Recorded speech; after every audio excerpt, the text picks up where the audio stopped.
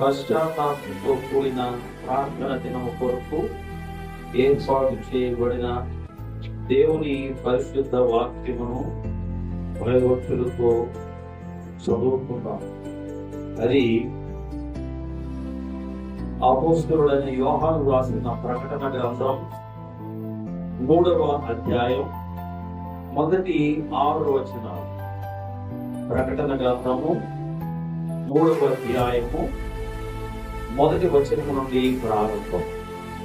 సార్దీసులో ఉన్న సంఘపు దూతకు ఇలాగు వ్రాయను, 7 నక్షత్రములను దేవుని 7 ఆత్మలను కలవాడు చెప్పు సంగతులు ఏమనగా, నీ క్రియలను నేను ఎరుగుదును. ఏమనగా, జీవించుచున్నావన్న పేరు మాత్రం ఉన్నది కానీ నీవు మృతుడవే.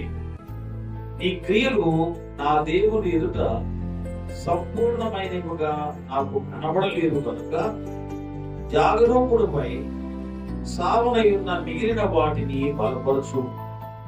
నీవెలాగూ ఉపదేశము పొందితివో, ఎలాగూ వింటివో జ్ఞాపకం చేసుకొని దానిని గైకొనొచ్చు మారు మనసు పొందు. నీవు జాగరూకుడిపై ఉన్నది ఎడల నేను దొంగవలే వచ్చేదనో, ఏ గడియను నీ మీదికి వచ్చేదనో నీకు తెలియదు. అయితే తమ వస్త్రములను అపవిత్రపరచుకొని కొందరు సార్దీసులో నీ యొద్ద ఉన్నారు. వారు అర్హులు కనుక తెల్లని వస్త్రములు ధరించుకొని నాతో కూడా సంచరించెదరు. జయించువాడు అలాగున తెల్లని వస్త్రములను ధరించుకొనును. జీవ గ్రంథములో నుండి అతని పేరు ఎంత మాత్రమును తుడుగు పెట్టక నా తండ్రి ఎదుటను ఆయన దూతల ఎదుటను అతని పేరును పొందుకోదు.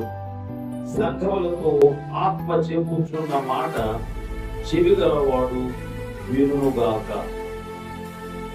ఆమేన్. ప్రార్థన చేసుకుందాం. ప్రేమపూర్ణుడైన మా పరమ తండ్రి, మీకు స్తోత్రాలు నాయన.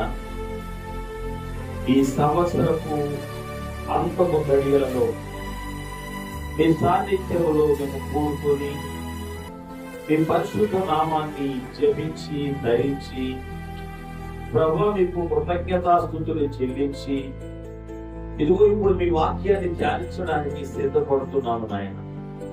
అయోగ్యులము, ఎన్నిక లేని వారము, సాటి సంఘంతో సరిపోల్చుకోవడానికి కూడా యోగ్యత లేని వారు.